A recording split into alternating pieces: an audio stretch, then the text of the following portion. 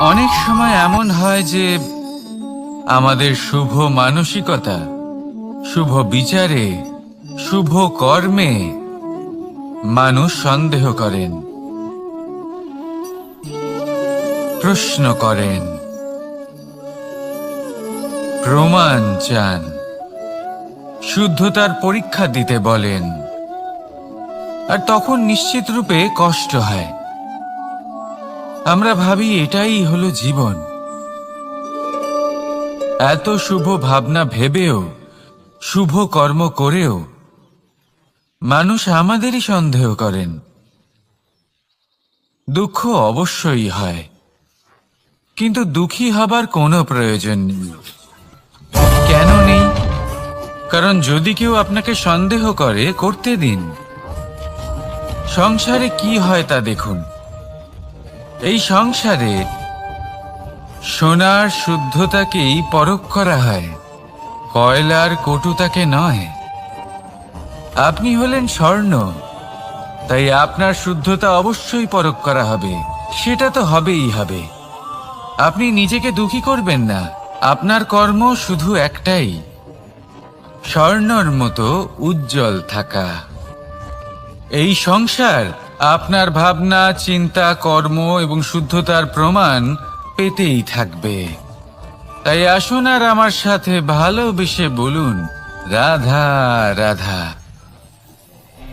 অনেক সময় এমন হয় যখন মানুষ আমাদের সত্যকে অস্বীকার করতে থাকেন আর মানুষের মিথ্যে কথাগুলিকে গ্রহণ করেন, তাও আবার অত্যন্ত সহজে।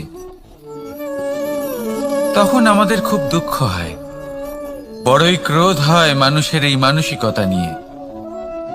কিন্তু এটা জানা অত্যন্ত গুরুত্বপূর্ণ যে এমন কেন হয়। কারণটা কি আপনারই কি কোনো দোষ রয়েছে? কখনোই নয়। কারণ হলো এটা যে এই যে সত্য, এই সত্যের মূল্য অত্যন্ত অধিক। এতটাই অধিক যে অনেক সময় অনেক ধনী ব্যক্তিও এর মূল্য মেটাতে পারেন না। সেখানেই যদি মিথ্যের কথা বলি, তাহলে এর মূল্য অত্যন্ত কম। অত্যন্ত সহজে এই মিথ্যে সবার মধ্যে বিক্রি হয়।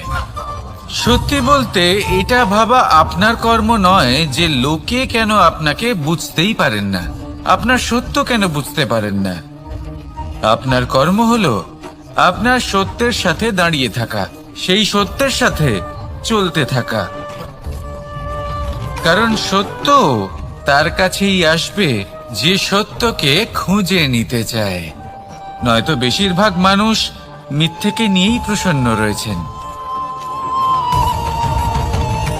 আপনি সত্যের সাথে কর্মের পথে অগ্রসর হতে থাকুন। সত্য বেশি দিন লুকোনো থাকে না। সংসারের সম্মুখে এটা অবশ্যই একদিন আসবে, কিন্তু তখনও সেটা মানুষের ওপর সে বিশ্বাস করবে কি করবে না। আপনি কর্ম করতে থাকুন আর আমার সাথে ভালোবেসে বলুন, রাধা রাধা। জীবনে যখনই আমরা এমন কোনো পথে চলতে চাই যা মূলত কাঁটায় ভরা ছোট পাথর থাকে, যা বিঁধে যেতে পারে, তখন আমরা কি করি? আমরা পাদুকা ব্যবহার করি আর তারপরে আমরা খুব সরলভাবে সেই পথে অগ্রসর হতে পারি। কিন্তু যদি পাদুকা আর পায়ের মাঝে কোনো ছোট পাথরও এসে ফেসে যায়, তখন কিন্তু আমরা খুব কোমল পথও পার করতে পারবো না। কিছু বুঝলেন আপনারা? এর সারমর্ম হলো এটাই যে আমরা বাইরের যুদ্ধ জয় করতে পারি, সেখানে সফল হতে পারি, কিন্তু তার থেকেও অনেক বেশি গুরুত্বপূর্ণ আর অনেক বেশি কঠিন অন্তরের যুদ্ধ হয়। অন্তরের সমস্যাগুলি হয় লোভ, মোহ, ক্রোধ, লালসা, ভয়। যদি এইগুলি আপনার মধ্যে থাকে, তাহলে আপনি সংসারের যে কোনো স্তরে পৌঁছতে পারেন, অনেক বড় বড় যুদ্ধ জয় করতে পারেন, কিন্তু আপনি সন্তুষ্টি পাবেন না। তাই সর্বপ্রথম নিজেকে শুধরে নিন, তারপরে এই সংসারকে জয় করুন। তবে তার আগে আমার সাথে ভালোবেসে বলুন, রাধা রাধা। কখনো কখনো আমরা কোনো কাজ আরম্ভ করার বিষয়ে ভাবি, তারপর আরো ভাবি, তারপর আরো ভাবি, আর ভাবতেই থাকি। দেখুন, এটা কোনো অন্যায় নয় যে আমরা কোনো কাজ আরম্ভ করার পূর্বে তার বিষয়ে ভাবনা চিন্তা করছি, সেটা বোঝার চেষ্টা করছি, ঠিক আছে। কিন্তু সম্পূর্ণ সময় এই চিন্তায় ব্যর্থ করা উচিত নয়। যদি আপনি বেশি সময় লাগিয়ে ফেলেন, তাহলে সময় আপনার ওপর অবশ্যই রুষ্ট হবে। আর কেনই বা হবে না? আপনি সময় নষ্ট করছেন, আর সেটা উচিত নয়। দেখুন, নিশ্চিতভাবে ভাবনা চিন্তা করুন, বিবেচনা করুন, পূর্ণরূপে করুন, কিন্তু এটাও মনে রাখবেন যে উচিত সময়ের মধ্যে আপনাকে কর্ম আরম্ভ করতেই হবে। যদি ভাবতেই থাকেন, তাহলে কর্ম আরম্ভ করতে পারবেন না। আর এই সময় অত্যন্ত বলশালী। যদি একে সম্মান করেন, তাহলে তা আপনার সাথে থাকবে, আর যদি না করেন, তাহলে থাকবে না। আসুন সময়কে সম্মান করুন, আর আমার সাথে ভালোবেসে বলুন, রাধা রাধা। আপনি কখনো ভেবে দেখেছেন কি সেই জিনিস যা আপনাকে সামনে এগোতে বাধা দিচ্ছে? ধরুন, আপনি কোনো পথ দিয়ে যাচ্ছেন, পা মুচকে গেলে তা আপনাকে সামনে এগোতে বাধা দেয়। সেইভাবেই জীবনে ক্ষুদ্র চিন্তা আপনাকে সামনে এগোতে বাধা দেয়। দেখুন, যদি কোনো চাক থাকে যার মধ্যে ফাটল রয়েছে, তা আপনাকে ভালো মাটির পাত্র বানাতে দেবে না। ঠিক সেইভাবেই কাউকে ঈর্ষা করলে তা আপনাকে মহান হতে দেবে না। আমি উচ্চস্তরীয়, আরো নিচুতে রয়েছে, এই ভাবনা কখনোই আপনাকে উচ্চ স্তরে পৌঁছতে দেবে না। মন থেকে সকল বিকার, ঈর্ষা, মোহ, লোভ, লালসা এই সব ত্যাগ করুন। চিন্তা ভাবনাকে বড় করে তুলুন, ধন্যাত্মক বোধ জাগিয়ে তুলুন, আর সম্পূর্ণ সমর্পিত হয়ে কর্ম করুন। মহানুভবতা আর সাফল্য এই দুই আপনার পদানত হয়ে থাকবে। তাহলে আসুন আর আমার সাথে ভালোবেসে বলুন, রাধা রাধা। খুব বড় একটা প্রশ্ন করতে চলেছি, এই সংসারের সব থেকে বেশি সুখী কে? এবার কেউ বলবে সেই ব্যক্তি যিনি সব থেকে বেশি ধনী, যার কাছে সব থেকে বেশি ধন আছে, আভূষণ আছে, স্বর্ণ আছে। কেউ বলবেন কোনো রাজ্যের রাজা, কারণ তিনি শাসন করতে পারেন, তার আদেশ ছাড়া কোনো কাজ সম্ভব নয়, ইত্যাদি ইত্যাদি। এর উত্তর যদি আমি দিই, তাহলে এটুকুই বলবো, সংসারের সব থেকে সুখী ব্যক্তি হলেন তিনি যিনি সন্তুষ্ট। তার কাছে সন্তোষরূপী ধন আছে, যা তাকে সুখী রাখে। এবার এই সন্তুষ্টি, সেটা কিভাবে আসে জীবনে? এটা আসে ধৈর্যের কারণে। ধৈর্যের এই অনুভূতি অত্যন্ত শক্তিশালী।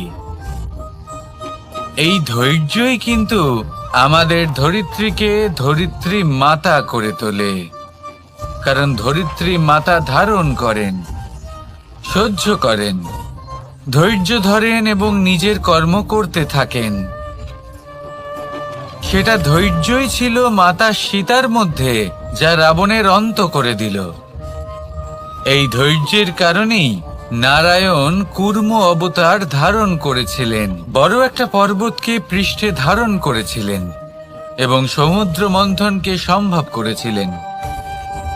সেই জন্য সর্বপ্রথম মনের মধ্যে ধৈর্যকে নিয়ে আসুন। এই ধৈর্যই আপনাকে সন্তুষ্টির পথে নিয়ে যাবে, আর এই সন্তুষ্টি আপনাকে লোভ, মোহ এবং লালসার পথ থেকে দূরে নিয়ে সুখের পথে নিয়ে যাবে।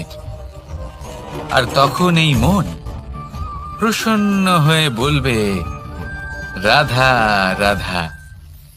এই সংসারে এমন কখনোই হবে না যে আপনি কিছু একটা করলেন কিন্তু তার মূল্য আপনাকে দিতেই হলো না।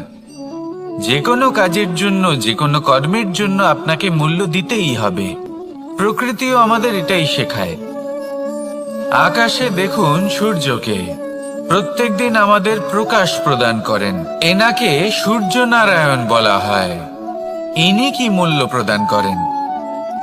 নিজে জ্বলতে থাকেন। ধরিত্রী মাতা, এই ভূমি, ইনি কি মূল্য প্রদান করেন? প্রহার সহ্য করেন। আমরা এই ধরিত্রীতে প্রহার করে মাটি খুঁড়ে তাতে বীজ বপন করি, তবেই আমরা অন্ন লাভ করি, তবেই ফসল পাই। জীবনে যদি আপনাকে সফল হতে হয়, সম্মান পেতে হয়, যশ পেতে হয়, তাহলে আপনাকে মূল্য দিতেই হবে। যদি আপনি সাফল্য লাভ করতে চান, তাহলে দিন রাত আপনাকে ত্যাগ করতে হবে, যেখানে সমগ্র সংসার সন্তোষ অনুভব করছে আর আপনাকে করতে হচ্ছে পরিশ্রম। যদি আপনি সম্মান প্রাপ্ত করতে চান, তাহলে আপনাকে সেই সুখ ত্যাগ করতে হবে যা সবার কাছে রয়েছে। যদি আপনি যশ লাভ করতে চান, তাহলে নিজের অন্তরকে মেরে ফেলা আপনাকে শিখতে হবে, তবেই আপনি যশ লাভ করবেন। জীবনে শুধুমাত্র ধন মূল্যবান নয়, কিন্তু এই যে মূল্যের কথা আমি বলছি, সেটা যদি আপনি দিতে পারেন, তাহলে নিশ্চিত রূপে এটা আপনাকে আরো মূল্যবান করে তুলবে, নিশ্চিত রূপে গড়ে তুলবে। তাহলে এটাই করুন আর আমার সাথে ভালোবেসে বলুন, রাধা রাধা। असतो मा सद्गमय, तमसो मा ज्योतिर्गमय, মৃত্যুর্মা মৃতঙ্গময়। জ্ঞান সেটাই যা অসত্য থেকে সত্যের পথে চালিত করে। প্রকাশ সেটাই যা অন্ধকার থেকে আলোর পথে নিয়ে আসে। জীবন সেটাই যা মৃত্যু থেকে অমরত্বের পথে নিয়ে যায়। এবার এই তিনটে, জ্ঞান, জীবন এবং প্রকাশ, একই রকম। শূন্য থেকে এর উৎপত্তি হয় এবং আস্তে আস্তে আপনার জীবনে বিস্তার লাভ করে। এবার আমরা এটাই ভাবি যে কেমন করে এই তিনটিকে আগলে রাখা যায়। এর উত্তর হলো, এদের আগলে রাখার প্রয়োজনই নেই, ভাগ করে দিতে হবে। কোনো বৃক্ষকেই দেখে নিন, একটি বৃক্ষ অনেক বছর ধরে বেঁচে থাকে। কেন? কারণ সে ভাগ করে দিতে জানে। সে নিজের বীজ ছড়িয়ে দেয়, এই ধরিত্রীতে দেয়, সেই বীজ যা অঙ্কুরিত হয়ে এক নতুন বৃক্ষকে জন্ম দেয়। শুধু ছড়িয়ে দিয়ে একটি বৃক্ষ জীবন দান করতে পারে। যদি কোনো ব্যক্তি জ্ঞান ছড়াতে শিখে যান, যদি প্রকাশ, আলোর কিরণ ছড়িয়ে দিতে শিখে যায়, কোনো ব্যক্তি তার জীবনের সুখ ছড়িয়ে দিতে শিখে যান, তাহলে তিনি মৃত্যুর পরও মৃত হন না। এই ভাগ করে দেওয়ার সুখটাই কিছুটা আলাদা। এই সুখ অনুভব করুন আর আমার সাথে ভালোবেসে বলুন, রাধা রাধা। এই সংসারের সব থেকে বড় যুদ্ধ কোনটা? দেব-অসুরের যুদ্ধ যা অনেক বছর ধরে চলেছিল, নাকি রাম রাবণের যুদ্ধ, নাকি মহাভারত? না, সংসারের সব থেকে বড় যুদ্ধ হলো সেইটা যা নিজের সাথে লড়া হয়, নিজের মনের সাথে লড়া হয়, নিজের অন্তরের সাথে লড়া হয়।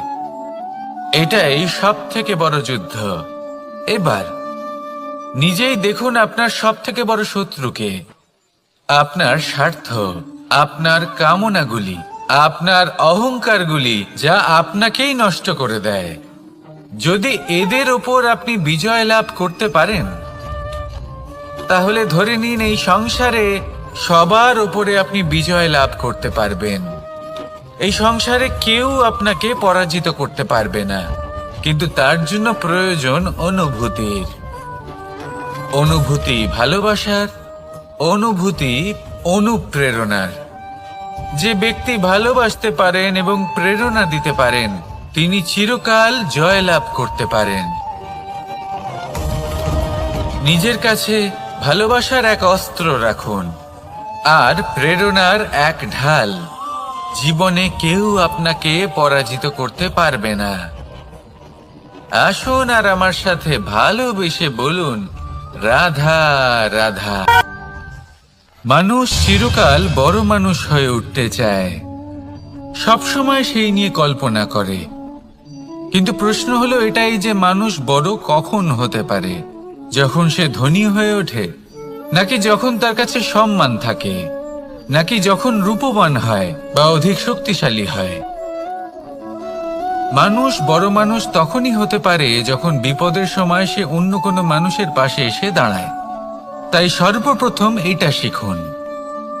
হয়তো এই জন্যই হনুমান শ্রীরামের কাছে এতটা বড়, আর হয়তো এই জন্যই বলরাম দাদা আমার কাছে এত বড়। যদি আপনিও জীবনে বড় হয়ে উঠতে চান, তাহলে কারোর সাথে তার দুঃখের সময়, তার সংকটের সময় তাকে সঙ্গ দিন আর পাশে এসে দাঁড়ান। এই মন প্রসন্ন হয়ে বলবে, রাধা রাধা। জীবনে সবথেকে বেশি গুরুত্বপূর্ণ বস্তু কি? বাড়ি, বাহন, সোনা, ধন? যদি আমি সত্যি বলি তাহলে জীবনে সবথেকে বেশি গুরুত্বপূর্ণ বস্তু কোনো বস্তুই নয়। যদি কিছু গুরুত্বপূর্ণ থাকে তাহলে তা হলো অনুভূতি, করুণা, মিত্রতা, মাতৃত্ব, বাৎসল্য, আর সবথেকে বেশি গুরুত্বপূর্ণ ভালোবাসা। নিজেদের এই জীবনে যদি আপনি শুধুমাত্র বস্তুর খেলাতে মেতে থাকেন তাহলে জীবনে আনন্দ কখনোই থাকবে না। নিজের এই জীবনকে অনুভূতির পীঠস্থান বানিয়ে তুলুন। এই মন প্রসন্ন হয়ে বলবে, রাধা রাধা। যখনই কোনো ঘূর্ণিঝড় আসে, কোনো প্রলয় আসে, তখন দেখবেন তা কত বৃহৎ প্রভাব ফেলে, কত বড় বিনাশ ঘটায়, বিধ্বংস সৃষ্টি করে। যখন বন্যা আসে তখন কত গভীর প্রভাব ফেলে, কত সর্বনাশ ঘটায়। নদীর পাড়ও ভেঙে বয়ে নিয়ে যায়। সেখানে কোনো গাছকে দেখুন, শান্তভাবে দাঁড়িয়ে থাকে, চুপ করে, আর নিজের কাজ করে, ছায়া প্রদান করে, ফল প্রদান করে, কোনো শব্দ না করেই নীরবে কর্ম করে। যদি নদীর কথা বলি, নদী যখন বয়ে চলে খেতে জল প্রদান করে, বনস্পতিদের প্রাণ প্রদান করে, আমাদের পানীয় জল দেয়। এত মহান কাজ করে কোনো শব্দ না করে, নীরবতার সাথে। এ হলো এক শিক্ষা যে এই সংসারে যারাই মহান কর্ম করেন তারাই নীরব থেকে সেই কর্ম করতে থাকেন। কারণ ওনারা জানেন যে গুরুত্বপূর্ণ প্রচার নয় বরং কর্ম। আর যারা রুদ্রের সাথে থাকেন, কোলাহল করেন, তারা শুধুমাত্র ধ্বংসই করেন। এবার আপনি মৌন থেকে শুধুমাত্র কর্ম করে মহান হতে চান, নাকি রুদ্রের সাথে থেকে বিধ্বংস ঘটাতে চান? সিদ্ধান্ত আপনারই। আসুন আর আমার সাথে ভালোবেসে বলুন, রাধা রাধা। আপনি জীবনে কি হবেন সেটা আপনার পরিশ্রম, আপনার নিরন্তর প্রয়াস আর আপনার নির্বাচিত দিশার উপর নির্ভর করে না। এটা নির্ভর করে আপনার সঙ্গতির উপরেও। এই সঙ্গতি যা হলো অত্যন্ত গুরুত্বপূর্ণ। প্রকৃতিও আমাদের এটাই শেখায় বিভিন্ন উদাহরণ দিয়ে। যদি আপনাকে একটা উদাহরণ দিই, কখনো বাতাসের প্রবাহ লক্ষ্য করবেন। এই বাতাসের প্রবাহ যখন কোনো পুষ্পকে স্পর্শ করে সেও সুগন্ধে পরিপূর্ণ হয়ে যায়। এই বাতাসের প্রবাহ যখন কোনো নালীর উপর দিয়ে প্রবাহিত হয় তখন সেও সুগন্ধহীন হয়ে যায়। এ সঙ্গতির প্রভাব যা মানুষকে কোথা থেকে কোথায় নিয়ে যেতে পারে আপনি জানতেও পারবেন না। এ হলো সঙ্গতির প্রভাব, যেখানে চানার সাথে গুড়ও মিশে যেতে পারে। এ হলো সঙ্গতিরই প্রভাব, যেখানে একটা সাধারণ পাথর স্বর্ণের সাথে মিশে গিয়ে একটা রত্নে পরিণত হতে পারে। তাই এই সঙ্গতির বিষয়ে বিশেষ খেয়াল রাখবেন। আপনি কার সাথে মিশছেন, কি বলছেন, কি শিখছেন, আপনার অস্তিত্বের উপর তাদের কি প্রভাব পড়ছে সব লক্ষ্য করবেন। আর আমার সাথে ভালোবেসে বলবেন, রাধা রাধা। কর্ম এবং ফল। মানুষের স্বভাব হলো এটাই যে তিনি নিজের প্রত্যেক পরিশ্রমের প্রতিফল প্রার্থনা করেন। বেশিরভাগ সময় এই ফলাফলের চিন্তা করতে করতে, কল্পনা করতে করতে উনি কর্ম করতে থাকেন যে আমি এই কাজটা করলে এই ফল পাবো। সেই সব কল্পনা করতে থাকেন যা না তার হাতে আছে, না আছে অধিকার, আর না আছে নিয়ন্ত্রণ। উনি শুধু নিজের কর্ম করতে পারেন। উনি কি ফল পাবেন তা তার হাতে কখনোই নেই। তাই আপনিও শুধুমাত্র কর্ম করতে থাকুন, ফলের চিন্তা করবেন না। মনে রাখবেন, শিকড় এবং শাখা যেভাবে একে অপরের সাথে জড়িয়ে, সেইভাবেই একে অপরের সাথে জড়িয়ে কর্ম এবং ফল। যেরকম কর্ম আপনি করবেন সেরকম ফল আপনি অবশ্যই পাবেন। তাই এই ফলের আশায় কর্মের সময় কখনোই নষ্ট করবেন না, কারণ যে ব্যক্তি সময় নষ্ট করেন সময় সেই ব্যক্তিকে অবশ্যই নষ্ট করে দেয়। কর্ম করুন নিঃস্বার্থভাবে, ফলের চিন্তা করবেন না। আর আমার সাথে ভালোবেসে বলুন, রাধা রাধা। কর্ম এবং ফল। দেখতে গেলে এই সমস্ত ব্রহ্মাণ্ড এই দুইয়ের মাঝেই স্থির হয়ে আছে। মানুষজন কর্ম করেন ভালো ফল লাভের আশায়, আর ভালো ফল লাভের আশায় উনি এটাই ভুলে যান যে উনি যে কর্ম করছেন তা কি করছেন। আমি বলেছিলাম কর্ম করুন ফলের চিন্তা না করে, কিন্তু কি কর্ম করছেন সেই বিষয়ে ভাবাটাও অত্যন্ত আবশ্যক। নয়তো অনেক সময় আমরা এমন কর্ম করে ফেলি যা না চাইতেও বিষে পরিণত হয়, যা হয়েছে দুঃশাসনের সাথে, দুর্যোধনের সাথে, গুরু দ্রোণের সাথে। একজনের মানসিকতা উচিত ছিল না, একজনের বিবেক উচিত ছিল না, আরেকজন যে পক্ষ নির্বাচন করেছিলেন সেই পক্ষ উচিত ছিল না। আর যা কিছু ওনাদের সাথে হলো, আপনার, আমার, আমাদের সকলের সাথে তা হতে পারে। আমি বলেছিলাম কর্ম করুন, ফলের চিন্তা করবেন না, কিন্তু এই কর্মের বিষয়ে বিচার করে দেখাটাও ততটাই আবশ্যক। দেখুন, কর্ম করার উচিত প্রক্রিয়া ফলের চিন্তা না করা, কিন্তু যদি আপনার কর্ম শুভ হয় তাহলে তার ফলও নিয়তি আপনাকেই দেবে।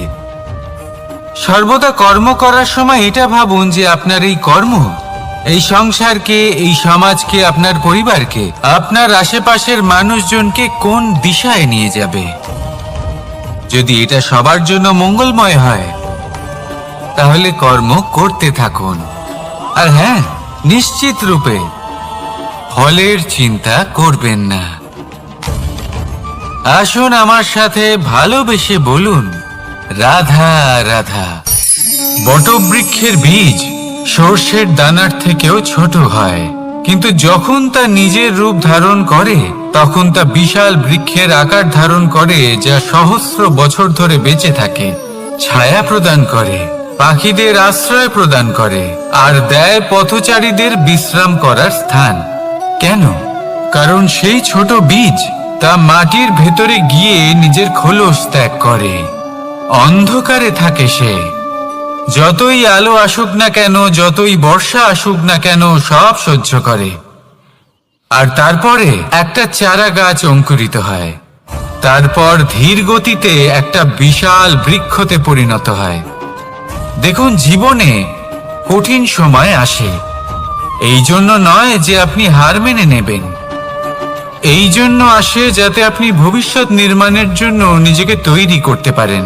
যদি কঠিন সময়ে আপনি ওই বীজের মতো দৃঢ় হয়ে থাকতে পারেন, তাহলে আপনিও একদিন সেই বিশাল বৃক্ষের মতো নিজের অস্তিত্ব গড়ে তুলতে পারবেন, যা সহস্র বছর পর্যন্ত মনে রাখা হবে। আসুন আমার সাথে ভালোবেসে বলুন, রাধা রাধা। এই ব্রহ্মাণ্ড কত বৃহৎ, তাই না? যার সম্মুখে এই পৃথিবীকেও একটা বিন্দুর মতো মনে হয়। আর এই পৃথিবীতে আমরা কে হই, আমাদের আকার কিরকম, আমাদের অস্তিত্বই বা কি? যখন আমরা এভাবে ভাবি তখন মনে হয় আমরা কিছুই নই। তা আমরা যখন কিছুই নই, তাহলে আমরা এত চিন্তা করি কেন? কি ভেবে ভয় পাই? কাকেই বা এত ভয় পাই? কে আমাদের মারতে পারে আর কেই বা আমাদের জন্ম দেবে? আত্মার আসলে না কখনো জন্ম হয় আর না কখনো মৃত্যু। আত্মা শুধুই শরীর বদল করে। আপনি, আমি, আমরা সকলে এই শরীর নয়, আমরা হলাম আত্মা, যা হলো পরম আত্মার পরম অঙ্গ। সেই জন্য মনে রাখবেন, বাইরের কোথাও দেখবেন না, নিজের অন্তরের গভীরে গিয়ে দেখুন, আত্মাকে উপলব্ধি করতে শিখুন। ক্লেশ, ভয়, চিন্তা, এই সব কিছুর থেকে নিজেকে দূরে রাখুন, তাহলেই উপলব্ধি করতে পারবেন পরমাত্মা কে। তাহলে আসুন আমার সাথে ভালোবেসে বলুন, রাধা রাধা।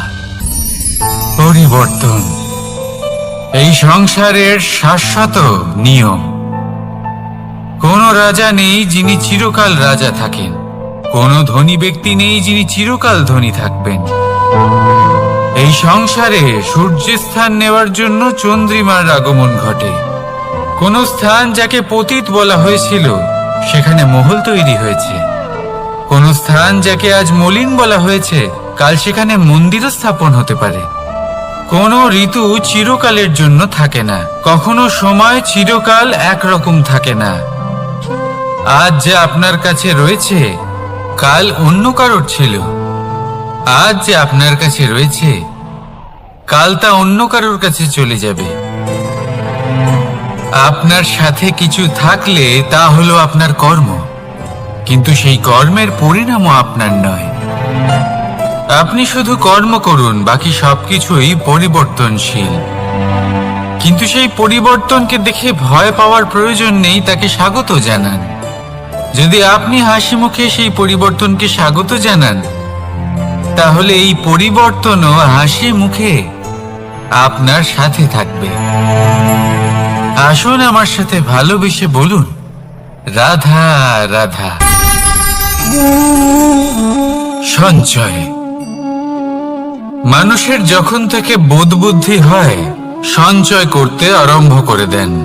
সঞ্চয় করতে থাকেন ভোজনের, সঞ্চয় অর্থের, সঞ্চয় শক্তির।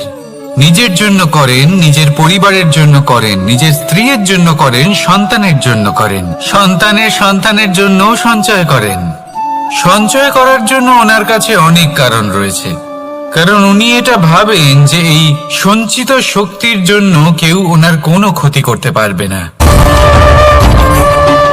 মানুষ ভুলে যান একটা গুরুত্বপূর্ণ কথা, এই সত্য, উনি এই সংসারে খালি হাতেই এসেছিলেন, আর এখান থেকে ওনাকে খালি হাতেই যেতে হবে।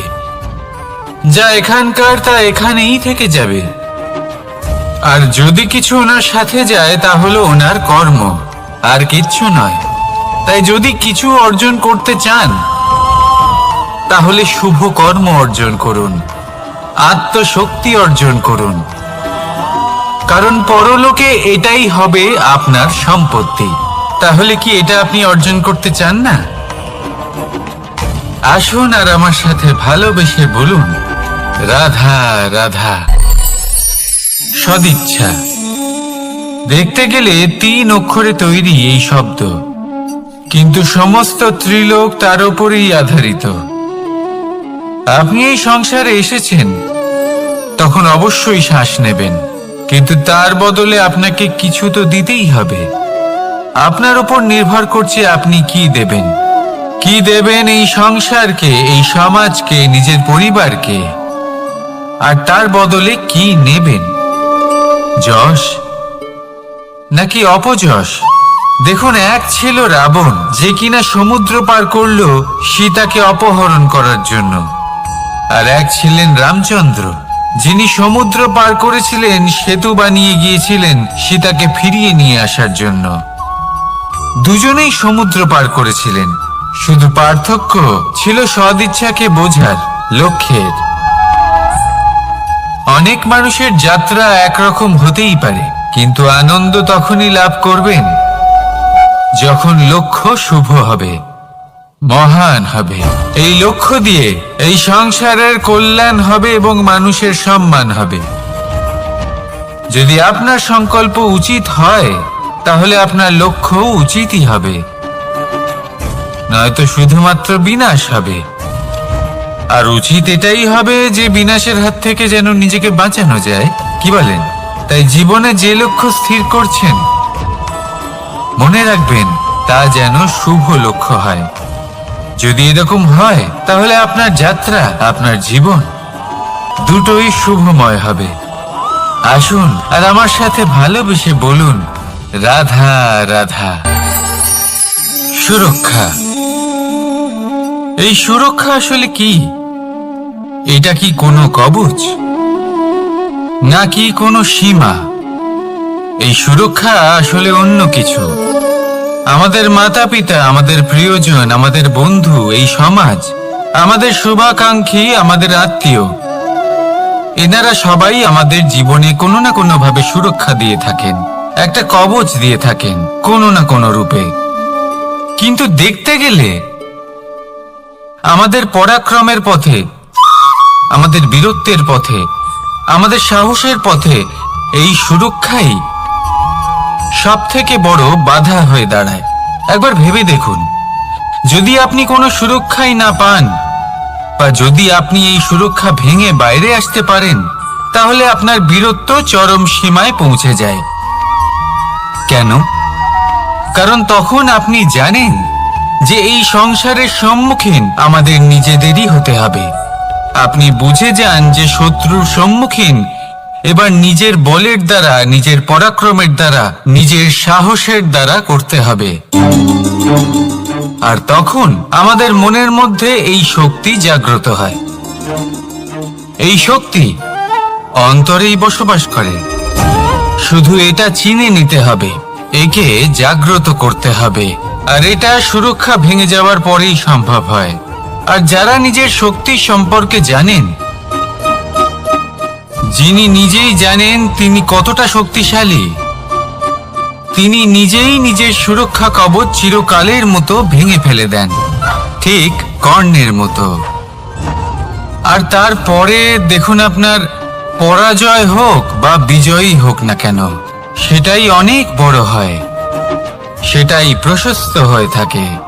সেই জন্য ত্যাগ করুন নিজের ভয়কে, নিজের আশেপাশের এই সুরক্ষা চক্রকে ভেঙে ফেলুন, আর সম্মুখীন হন এই সংসারের নিজের শত্রুর সম্মুখীন হন। পরাক্রমের এই অঙ্কুর, তা অঙ্কুরিত হওয়ার জন্য বীজের উপরের এই কবচ, এটা ভেঙে যাওয়া অতি আবশ্যক। আসুন আমার সাথে ভালোবেসে বলুন, রাধা রাধা।